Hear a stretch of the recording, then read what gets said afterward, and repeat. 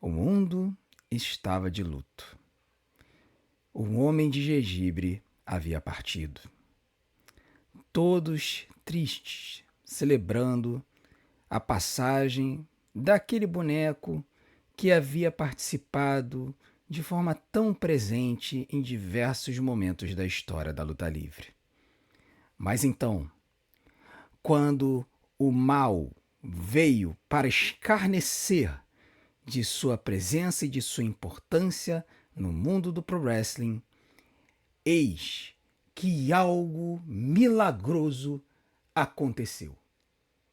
Sim, senhoras e senhores, acabou a palhaçada do Homem de Gengibre e nós finalmente tivemos um final para esse arco dessa história. Mas, se você quiser saber o que aconteceu, assista esse vídeo do começo ao fim, porque a gente vai falar sobre tudo o que rolou no último SmackDown. E eu vou dizer para vocês, o segmento que eu detonei a semana inteira até que foi divertido. Então, se você quiser saber como que essa história do Homem de Gengibre se desenrolou e tudo o que aconteceu no último SmackDown antes do Backlash, assista esse vídeo do começo ao fim. Eu não acredito que eu tô começando um vídeo recap de um show do SmackDown falando de uma fantasia de Homem de Gengibre, mas essa é a verdade. Esse é o mundo da WWE em 2026. Então, se você quiser saber tudo o que rolou, assista esse vídeo do começo ao fim. Eu tenho certeza que você vai querer se manter informado. E hoje à noite, live do SmackDown. Cola com a live do SmackDown. Ô tiozão, tá difícil, hein? Live do Backlash hoje à noite, se Deus quiser, a partir de 6h30 da tarde, tá? Fiquem ligados aqui no canal. Qualquer coisa, qualquer novidade a gente vai falando. Bom, vamos começar aí falando sobre o nosso queridíssimo Jacob Fatu. Jacob Fatu que começou aí o nosso show, né? E aí é uma coisa que a gente precisa falar, né? E aqui é uma coisa importante dizer que a WWE ela tá hypando muito o Jacob Fatu, né? Eles estão dando tempo para ele poder fazer promos, tá dando tempo para ele começar a aparecer realmente um futuro campeão mundial. E a verdade é que o cara tem essa aura, o cara tem um microfone legal, ele tem uma presença, a gente sabe que ele é um lutador que é extremamente perigoso no ringue, né, na kayfabe, então é muito legal da gente ver o Jacob Fatu sendo apresentado como esse cara. Ele veio pro ringue e novamente ele falou que ele vai derrotar o Roman Reigns no Backlash e tudo mais. E aí é óbvio, enquanto que ele estava falando isso, os Usos vieram pro ringue. E basicamente, né, os Usos chegaram e disseram que não vai ter como ele sequer chegar e encostar no Roman Reigns, né? Que o Roman Reigns vai detonar com ele, né? E não tinha porquê ele vir para cima da família, né? Que ele vai ter que reconhecer o seu chefe da tribo e tudo mais. E aí foi muito interessante porque o Jacob Fatu basicamente jogou na cara dos dois, do Jay e do Jimmy, que eles nunca, principalmente o Jay, né? Ele nunca derrotou o Roman. Então assim, como é que você tá chegando para mim dando lição de moral, dizendo que eu não tenho chance como contra o Roman por se você nunca ganhou dele, né? O Jay, ele chegou a falar, olha, você não entende o que é lutar contra o Roman e tudo mais, o buraco é mais embaixo e tal, mas enfim, no final das contas o Jacob chegou e falou o seguinte, olha, se vocês sequer pensarem em interferir na luta, no Backlash, ó, vocês dois estão fritos, né? Então ficou esse alerta aí, essa tensão. Eu particularmente acho que só tem dois caminhos para essa história. Ou o Jacob perde e no final das contas ele reconhece o chefe da tribo, ou ele ganha e aí os Usos se tornam aliados dele e aí eles descartam o Roman. Acho que isso não vai acontecer não, mas que seria divertido, seria, né? No final das contas o Jacob conseguir derrotar o Roman graças aos Usos e os Usos reconhecer o Jacob como novo chefe da tribo. Seria irado. Bom, o show teve 5 lutas durante a noite, tá? A primeira luta da noite foi Tiffany Stratton versus Kiana James pelo campeonato dos Estados Unidos. A Julia não parecia muito satisfeita de estar atrás ali da Kiana James, com a Kiana James com os holofotes em cima dela. E assim, foi uma bela luta. Eu preciso dizer que a Tiffany Stratton é a segunda luta dela que ela faz sem botes, pelo menos sem botes notáveis, né? Pode ser que ela tenha tido um detalhezinho aqui ou ali, mas eu particularmente não vi. E a Kiana James mantou bem, tá? A gente tem elogiado a Kiana James bastante aqui no canal e a gente precisa continuar elogiando, foi muito bom. tá? As duas fizeram uma boa luta, foi uma luta de 8 minutos, uma boa luta de televisão. No final das contas, a Tiffany Stratton conseguiu mandar o Pretty Moonsault Ever para 3. Tá? Então, vitória da Tiffany Stratton. E um detalhe importante é que a Giulia teve a chance de interferir nessa luta, mas ela não interferiu. Tá? Em vários momentos o juiz estava distraído e quando a Giulia poderia ter atacado a Tiffany Stratton para ajudar a Kiana James, a Giulia não o fez. E aí depois as duas ficaram meio que se encarando, né? Batendo boca, e aí a Giulia falando, pedindo desculpas, né? No final a Giulia até chegou a subir no apron para poder atrapalhar, mas a Tiffany jogou a Kiana James para cima da Giulia, e aí a Giulia mais atrapalhou do que ajudou, né? Enfim, tá aí as duas batendo boca, a Giulia meio que pedindo desculpas. Essas duas aí vão acabar se separando, né? Essa que é a verdade. Depois disso a gente teve aí o Tama Tonga, né? O Tama Tonga veio pro ringue para fazer uma luta com o Damian Priest, tá? Essa luta ela foi agendada, já veio agendado desde semana passada. E eu não sei se eu falei, não falei, né? A nota da Tiffany Stratton e Kiana James, 3 estrelas e 25, tá? De 8 minutos, 3 estrelas e 25. O Damian Priest e o Tama Tonga vieram pro ringue e começaram a se atracar, né? O Damian Priest ele começou a atacar o Tama Tonga antes da luta começar. Um detalhe que é importante da gente falar é que antes da luta acontecer, o Damian Priest pediu pro R-Truth não vir para o lado do ringue. Por quê? Ele disse o seguinte, olha, eu fui do Judgment Day, eu sei como é que esse jogo de números funciona. Se você vier pro ringue, o Solo Sikoa vai te atacar. Você tá fragilizado, o R-Truth estava com o ombro todo enfaixado, né? E aí o Damian falou, olha, se você vier pro ringue, o pessoal dos MFTs vão atacar você, vão usar você contra mim, e eu vou acabar ficando distraído, eu vou acabar perdendo a luta. Então eu prefiro que você fique aqui nos bastidores. Eu prefiro que você fique por aqui. Enfim, o Damian Priest estava lá, estava lutando com o Tama Tonga, surpreendentemente uma boa luta, tá? Vocês devem estar pensando assim, peraí, a gente tá falando de Damian Priest e Tama Tonga e foi uma boa luta? Foi. Por quê? Porque o Tama Tonga, apesar de ser um cara grande, um cara alto, ele tem mobilidade, tá? Ele sabe fazer bumps, ele consegue fazer bumps. Então, ele acaba sendo um big man que tem uma certa variedade nas possibilidades de luta, tá? E ele não é completamente inepto no ringue, tá? Ele é um cara móvel. Então, foi interessante ver o Tama Tonga nessa luta. O Damian Priest mandando vários golpes de Taekwondo, mandando Flying Clothesline, que é um outro movimento do Undertaker, né? Tem muita gente que chama o Damian Priest de Baby Undertaker, né? Ou outras coisas, e vocês sabem do que eu tô falando, mas o Damian Priest, ele usou esse Flying Clothesline que o Undertaker adorava usar, né? Então é engraçado o Damian usando mais esse moveset. E aí, é claro, o que aconteceu? Primeiro, no começo ali do final, ali no finalzinho, o começo do final foi boa, né, tiozão?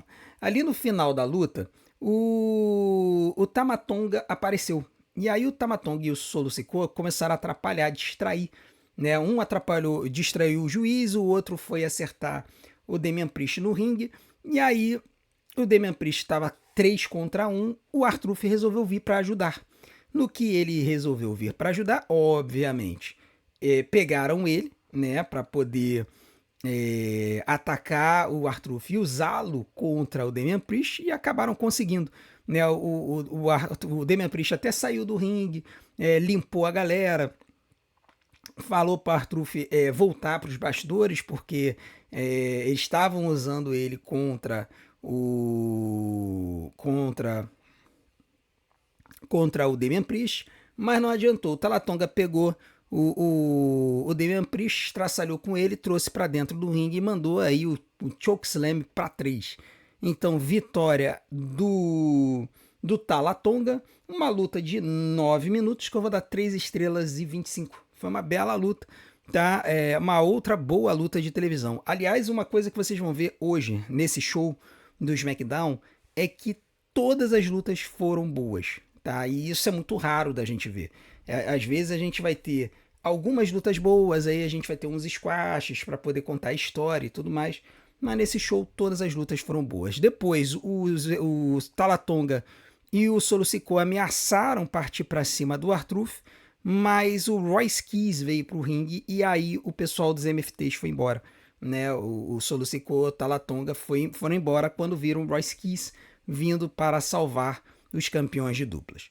Depois disso teve uma conversinha aí do Cody Rhodes com o Paul Heyman, né? O Cody Rhodes, o que aconteceu aqui nesse segmento foi o seguinte: o Gunther estava nos bastidores com o Paul Heyman para assinar um contrato e que aparentemente era para o Gunther se tornar um novo lutador do SmackDown. Tá? Esse parecia o contrato. Quando o Gunther estava para assinar o contrato, o que aconteceu? A música do Cody Rhodes tocou, sendo que o Gunther reclamou dizendo que aquele era o tempo de TV dele, né? E aí esse tempo foi roubado. É a segunda vez que a gente vê esse tipo de reclamação na WWE essa semana. Alguém reclamando de que tomaram o tempo de televisão dele, tá? Isso aconteceu também no Monday Night Raw. Eu achei interessante. Isso é uma coisa que se a WWE começar a utilizar, né, usar como desculpa para uma feud, o roubo de tempo de televisão, vai ser algo inovador, vai ser diferente. Eu tô achando legal. Eu não me lembro na WWE de a gente ouvir isso. Né, até uma desculpa interessante, porque realmente você ter tempo de televisão é algo precioso na WWE. Enfim, o Cody Rhodes veio pro ringue. Ele foi falar sobre o que está acontecendo, né? Sobre o Gunther, não sei o que, e falando, cara, se quiser pode vir, eu queria ter um papinho olho no olho com ele. Enquanto isso estava rolando, o Gunther nos bastidores não assinou o contrato. Ele botou o contrato nas mãos do Paul Heyman, chama a atenção, que ele botou os contratos na mão do Paul Heyman, virou pro Nick Aldis e falou, eu não faço negócios assim. E eu achei muito engraçado, né? O Gunther não faz negócio assim sendo interrompido com o Cody Rhodes roubando o tempo dele de televisão, mas o Gunther ele pode chegar por trás da pessoa e apagar o cara com um chokeslam no meio do segmento dele, né? Que é um chokeslam não, um batalhão no meio do segmento dele, né? O que eu posso dizer, né? Rios são hipócritas, né? Enfim, o que aconteceu foi que enquanto o Cody estava pedindo para o Gunther vir, na verdade, veio o Paul Heyman, né? O Paul Heyman veio pro ringue para poder falar com ele. Aí, novamente, a WWE esculhambando com a gente, tirando as fotos de ordem, né? Para que a gente não possa usar as fotos direto do site. Mas o Paul Heyman, ele veio dizer o seguinte, olha, eu tô aqui para resolver esse problema, eu tô aqui com um contrato, e esse contrato é para o Gunther enfrentar você, Cody Rhodes, pelo campeonato indiscutível da WWE. Mas a luta não vai ser aqui em Jacksonville, esse show aconteceu em Jacksonville, na Flórida, não vai ser nem nos Estados Unidos. Essa luta vai ser no Clash in Italy, né? E aí, quando isso aconteceu, eu dei um tapinha no ombro e falei, eu sabia, eu previ. É lógico que eles iam fazer essa luta na Europa, né? Clash in Italy, que vai acontecer no próximo dia 30, né? Daqui a exatamente 21 dias. Então, o Cody viu isso e tal, e aí, enquanto ele estava discutindo ali com o Paul Heyman, né? O Paul Heyman fala para ele conseguir a assinatura do Gunther, o Gunther veio por trás e atacou o Cody, tentando apagar ele. O Cody escapou várias vezes. Ele conseguiu jogar o Gunther para fora do ringue. O Gunther ficou tentando voltar várias vezes. Aliás, belo sapato do Gunther, hein? Deve custar uma grana esse sapato aí. E aí o Cody ficou acertando ele e falando, eles vão se pegar, vão se enfrentar, que ele é um cara fácil de encontrar e difícil de bater. Essa nova catchphrase aí do Cody Rhodes. E aí o Gunther acabou saindo. Tá, cara, eu achei um segmento legal. Foi um segmento diferente, né? A gente não precisou ver o Cody Rhodes da moralidade vindo no ringue e falando que absurdo que o Gunther ficou atacando todo mundo e aposentando todo mundo, mas ele não vai se aposentar, nada do tipo. Foi até uma disputa interessante. Eu achei legal que eles terem colocado o Paul Heyman nessa storyline com o Cody Rhodes, porque, primeiro, os dois já têm um histórico muito pessoal por conta do relacionamento do Paul Heyman com o Dusty Rhodes, pai do Cody. Mas o Paul Heyman ele consegue, nas suas promos, dialogar bem com os outros lutadores. E ele dialogou bem com o Cody Rhodes aqui. E no caso do Gunther a gente fica intrigado, né? O próprio Cody perguntou, vem cá, o Gunther agora é um Paul Heyman guy? Você é um advogado do Gunther? Que papo é esse? Né? Então, assim, foi interessante a gente ver isso acontecer. Inclusive, tivemos até o nome do Brock Lesnar citado, né? O Corey falou, pô, o Brock Lesnar se aposentou na tua cara e tudo mais. Mas enfim, foi legal e foi divertido da gente ver o Cody Rhodes participando aí. A terceira luta da noite foi uma luta entre Matt Cardona e Ricky Sainz. Essa luta ela foi marcada mais cedo no show, num segmento em que o Ricky Sainz estava falando com o Nick Aldis nos bastidores sobre como ele é o cara mais falado desse galera que estreou aí recentemente, de como ele levou o campeão até o limite, né? Falando da luta da semana passada contra o Corey no ringue. E aí o Matt Cardona apareceu e falou assim, vem cá, já que você fala tanto, gosta de falar tanto, a gente se enfrenta no ringue hoje, né? Então foi marcada essa luta entre o Rick Sainz e o Matt Cardona. E assim que aconteceu, até na live eu falei, olha, essa luta vai ser 10 minutos, vai ter 3 estrelas e meia, vai ser uma boa luta, mas o Rick Sainz vai vencer com o Rochambeau. Eu quase acertei, tá? Quase acertei. Primeiro, a luta foi boa, mas não foi tão boa quanto eu imaginava, né? Eu imaginava 3 estrelas e meia, mas não foi. Mas o Matt Cardona ele teve um bom desempenho no ringue. O Rick Sainz também, mas não foi isso tudo, né? Foi mais uma lutinha de televisão, os dois mostraram aí seus movimentos. No final das contas, o Rick Sainz ele conseguiu aplicar o Revolution DDT e depois de mais um pouquinho ele aplicou o Rochambeau para 3. Rochambeau é um golpe em que ele bota o adversário nos ombros e depois gira ele e joga ele de cara no ringue. É um golpe bem bonito, bem plástico. Tem gente que não gosta muito, eu particularmente não me importo. Então, vitória de Rick Sainz com o Rochambeau, uma luta de 9 minutos que eu vou dar 3 estrelas. Foi uma boa luta de televisão. E o Matt Cardona, muita gente reclamando, mas gente, o Matt Cardona tá ali para elevar, tá? Ele, desde o cenário independente, ele só perde, né? Ele é o lutador que perde. Essa é a gimmick do Matt Cardona. Ele é o lutador que perde, tá? Então, tá aí Rick Sainz com uma nova vitória. E aí, celebrando com a galera. A galera era vomitando na cara dele. Depois disso, tivemos a Paige e a Emma. A Emma, meu Deus do céu, de onde eu tirei a Emma, tiozão? A Paige e a Bribella, falei Paige e Emma porque lá atrás, na Era das Divas, a Paige e a Emma tinham dupla e elas foram responsáveis pelo começo da Revolução das Divas, quando perderam uma luta em 30 segundos para Bri e para Nikki Bella, que cara, terrível. Paige e Bribella vieram pro ringue, né? A Paige tá com side plate no seu cinturão, então isso é um bom sinal, né? Até semana passada ela tava com um side plate genérico.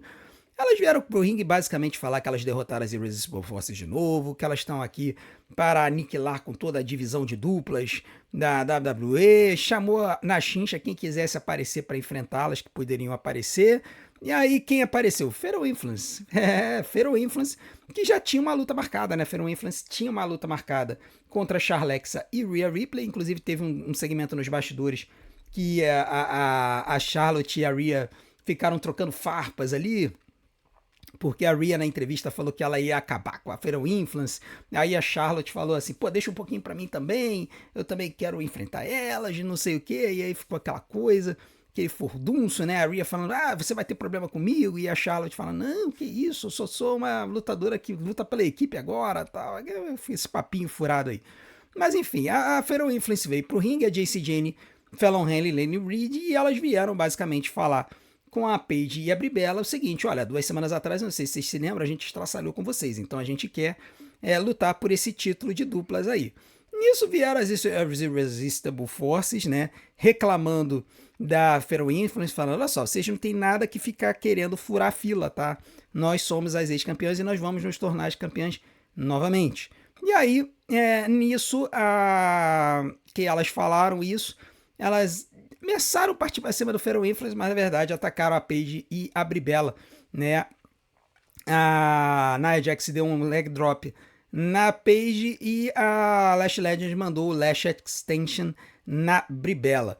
Elas saíram do ringue e aí a Lash Legends deu uma encarada na Rhea Ripley na saída, né? A Rhea veio pro ringue para a sua luta e depois vieram a Charlexa para essa luta de trios. E o que eu vou te dizer para vocês é que foi uma belíssima luta. Tá? Foi uma belíssima luta. As meninas mostraram muito serviço. A Rhea Ripley está mudando o moveset dela. ela mandou 2 leg drops bem altos, incluindo um da terceira corda, em que ela pulou muito alto, então parece que a Rhea, que agora emagreceu, perdeu muita massa muscular, vai começar a adaptar o moveset dela para ela ter um pouquinho mais de golpes de high flyer, né? E a Charlotte, de novo, mandando os seus golpes clássicos. O público, durante a luta inteira, ficou pedindo a Charlotte. A dinâmica da luta foi o ringue sendo cortado com a Alexa, depois com a Rhea e o povo pedindo pela Charlotte. Eu achei muito legal como a Charlotte Flair tá hypada. No final da luta, acabou tendo shenanigans, teve confusão, quando essa pessoinha aqui, ó, que vocês estão vendo aqui atrás, acabou entrando na região do ringue, e quando estava para ser feito o tag da Alexa na Rhea Ripley, ela puxou a Rhea foi de cabeça nos degraus e acabou caindo para fora do ringue, e isso fez com que a Alexa ficasse desamparada e tomasse um Rolling Anchor para 3 da Jacy Jayne. Então, vitória do Fatal Influence, uma luta de 11 minutos, que eu vou dar 3 estrelas e meia, e sim, Jade Cargill está de volta. Jade Cargill, ela atacou a Rhea Ripley quando as três, a Jade Cargill, quando a Jade Cargill estava posando no ringue, a Charlotte Flair resolveu ameaçar aparecer, e nisso Bifeb e Mitin apareceram e atacaram a Charlotte. As duas estraçalaram a Charlotte, a Rhea Ripley entrou no ringue para arrebentar com as duas, mas a Jade mandou um pump kick na cara da Rhea, derrubando ela, e aí a Jade Cargill e a Mitin e Bifeb celebraram ali no meio do ringue, tá? Então a Jade Cargill tá de volta, né? Muita gente no chat estava se perguntando se a Jade Cargill ia voltar, quando ia voltar.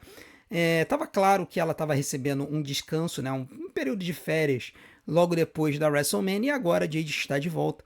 Então a gente deve ter aí uma revanche entre as duas. Se duvidar, deve acontecer no Clash in Italy. O que está acontecendo nesse começo dessa nova temporada da WWE é o seguinte: o Backlash teve na sua maioria lutas do Raw, né? Lutas do Monday Night Raw. Teve luta do SmackDown? Teve, mas a maioria das lutas são do Raw. O Clash in Italy vai ser o contrário, deve ter maioria de lutas do SmackDown. Nós já temos Cody Rhodes e Gunther, que deve ser encaminhado para o Clash in Italy. E agora a gente deve ter Jade Cargill e Rhea Ripley numa revanche, tá? Também talvez tenhamos lutas pelo campeonato, talvez dos Estados Unidos, e campeonatos de duplas envolvendo o Fatal Influence, tá? Então o card do Clash in Italy, ele vai ficar bem interessante. Ele já tem que já tem que começar a fechar ele, porque o show é daqui a 3 semanas. Então eu acredito que já na semana que vem já vai ter algumas lutas sendo marcadas para esse show, principalmente considerando que a gente vai ter o Backlash passando hoje. Bom, depois disso a gente teve Tama Tonga vindo para o ringue para enfrentar o Royce Keys. Tá, isso foi consequência da luta do Tama Tonga, né? O Tama Tonga e o Solo Sikoa estavam nos bastidores. O Tama Tonga reclamando com o Solo Sikoa sobre ele tá se metendo com o Royce, porque teve um segmento em que o Royce falou com o Jacob, elevou a moral do Jacob, falando que ele vai vencer o Roman, que assim, eles nunca dependeram de ninguém nas ruas, que eles são caras que sempre lutaram para conseguir o que eles queriam. E aí, quando o Jacob saiu, apareceu o Solo, porque o Solo tá tentando cooptar o Royce Keys para o grupo dele. E aí o Royce, ele ficou quieto, ele não respondeu o Solo, né, a proposta do Solo de entrar no grupo, mas o Tama Tonga, depois da luta do Tama Tonga, por conta do Royce ter aparecido para ajudar o Damian Priest e o R-Truth, o Tama Tonga falou: olha só, você tá se metendo com alguém que não deveria. Você tá querendo trazer esse cara pro grupo, mas esse cara é problema. Vai ser um problema pro nosso grupo. Então eu vou lidar com esse problema. O Tama Tonga, ele foi falar com o Nick Aldis para fazer essa luta. Isso mais cedo no show. E aí a luta foi agendada entre o Royce Keys e o Tama Tonga. E aí o Solo Sikoa ficou falando com o Tama Tonga, porque eles vieram, né, durante a luta para poder ficar ali do lado de fora com o Tama Tonga. O Solo Sikoa também não quis ajudar o Tama, né? Falando, não, o Tama Tonga vai se virar sozinho, ele vai enfrentar o Rice Kidd sozinho, ficou nessa, né? Enfim, a luta foi interessante, né?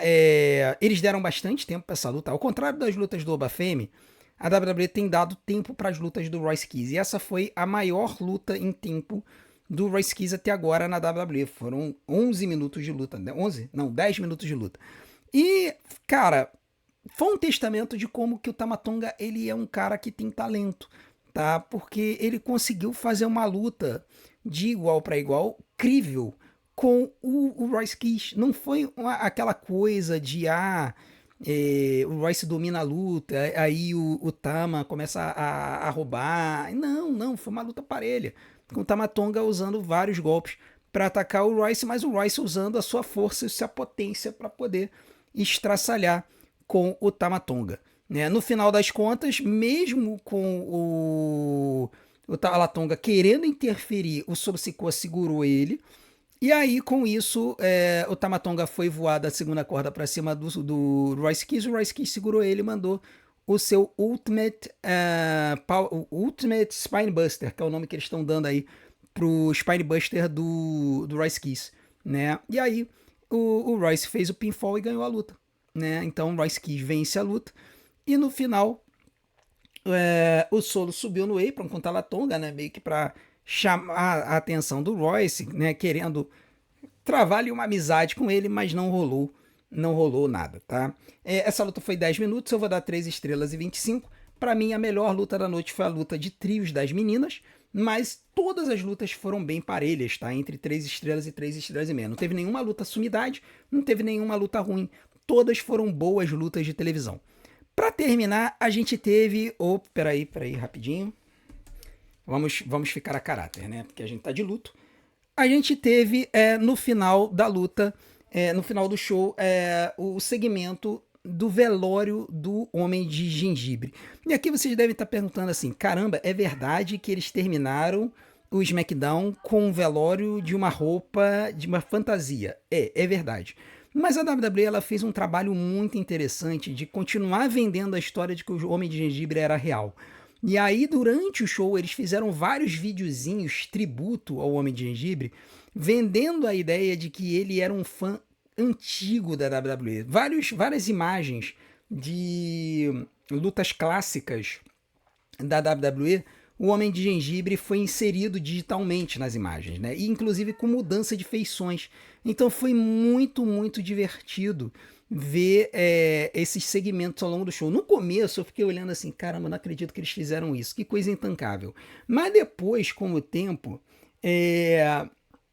acabou ficando divertido, porque foi aquela coisa do tipo assim, olha só, vocês sabem que é caô, nós sabemos que é caô, mas a gente tá fazendo só para poder seguir com essa historinha.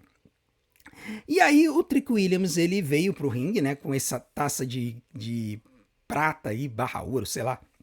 Esse óculos aqui muda as cores. Mas ele veio com essa taça aí, de metal.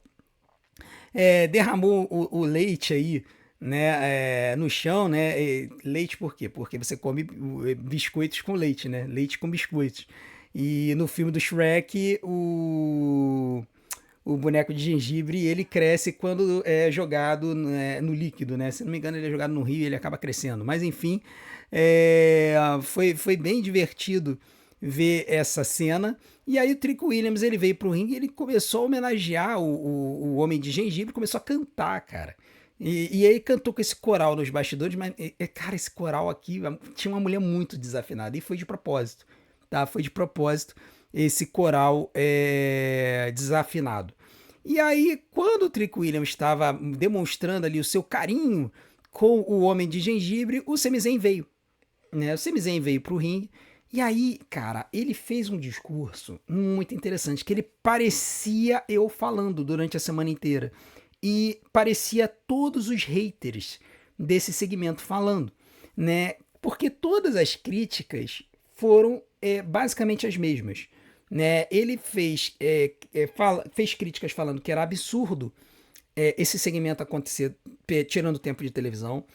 que foi um absurdo esse segmento ser o main event do show, que era um absurdo a WWE perder tempo com aquilo, enquanto que outros lutadores não estavam tendo oportunidades. Então, assim, o discurso do Sami Zayn fez todo sentido. Fez todo sentido.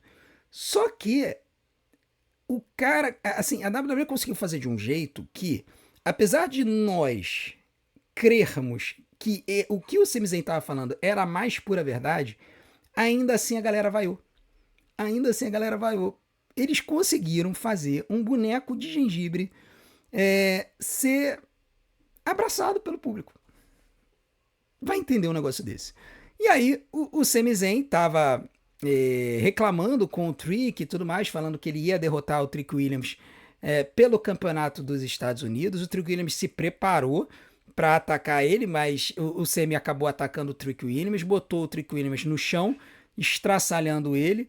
E aí, cara, quando a gente menos esperava, aconteceu isso, né? O boneco de gengibre se levanta no caixão, e eu cantei essa pedra durante a live. Eu falei, cara, só me falta o boneco de gengibre levantar do caixão para atacar o Sami. E ele levantou, apareceu o Little Yari. O Little Yari se vingou do Sami, estraçalhou ele com um candlestick de pirulito, né, acertando o Sami. Olha essa cara, meu irmão. O Little Yari, o pessoal pode reclamar, mas o cara é bom, tá? Como manager, o cara é bom.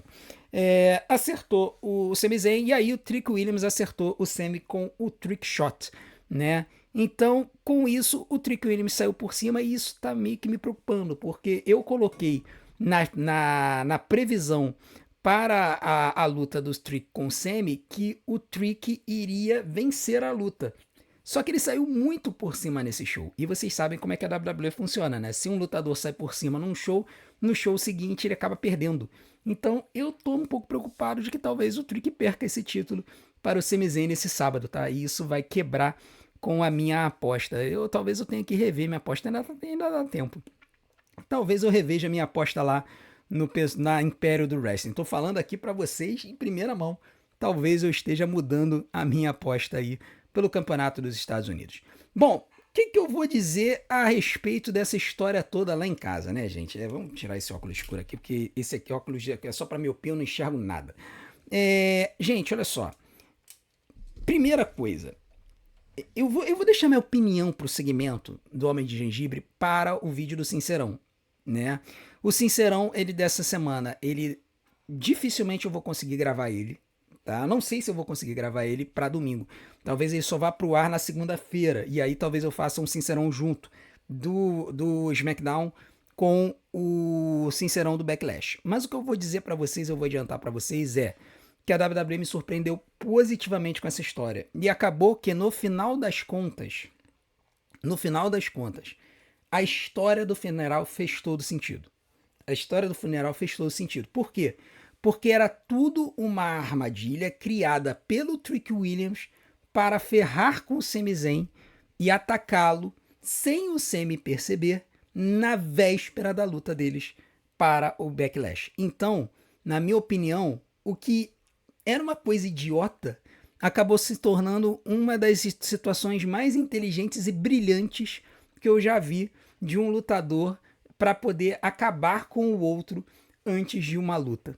Tá? Então, acabou que toda a situação, né, toda a história, todo o drama fez sentido, né? Fez sentido quando a gente viu que era tudo uma armadilha do Trick Williams e do Little Yari para poder se vingar do Sami Zayn.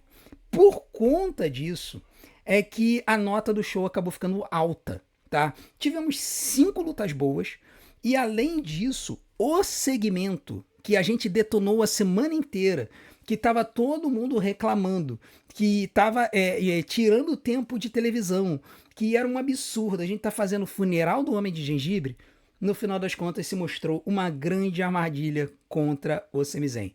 Por conta desse brilhantismo, o segmento deu certo, o show inteiro deu certo. Tiveram várias histórias do Sami Zayn reclamando nos bastidores, né? o Sami Zayn, ele interagiu com o Arthur dando os pêsames dele pro Sami Zayn, falando que o Sami Zayn tava chorando nos bastidores. O Sami Zayn conversando com o Johnny Gargano comatoso, e aí quando ele falou de Johnny Wrestling, ele ameaçou levantar, mas depois ele apagou de novo. Então assim, teve várias interações ao longo do show, trazendo à memória isso. Também durante o enterro teve um vídeo brilhante do Homem de Gengibre, né? Aonde aparecia o Trick Williams, o Little Yari e o Homem de Gengibre se divertindo em vários lugares do mundo, fazendo várias coisas, tudo imagem de IA, tudo imagem de IA, mas foi bem, bem divertido. Então eu acho que no final das contas tudo acabou dando muito certo. A gente detonou o criativo a semana toda, agora a gente tem que dar o braço a torcer. E com isso a nota do show acabou ficando alta, ficou nota 8. E esse SmackDown acabou sendo o melhor show da semana, na minha opinião. O que me parecia ia ser o pior show da semana e um dos piores SmackDowns da história, acabou sendo um excelente SmackDown por conta dessa história do Homem de Gengibre ter tido um final que fez sentido, tá bom? Então, essa foi o meu resumo do SmackDown. Eu quero saber as suas opiniões. Eu tenho certeza que vocês vão ter as suas opiniões sobre esse segmento do Homem de Gengibre. Coloquem aqui nos comentários. Eu quero muito saber a opinião de vocês. E também não deixem de fazer tudo aquilo que a gente pede para ajudar o nosso canal. Em especial, se inscreva no canal, que a gente está tentando chegar a 25 mil inscritos até o final do ano.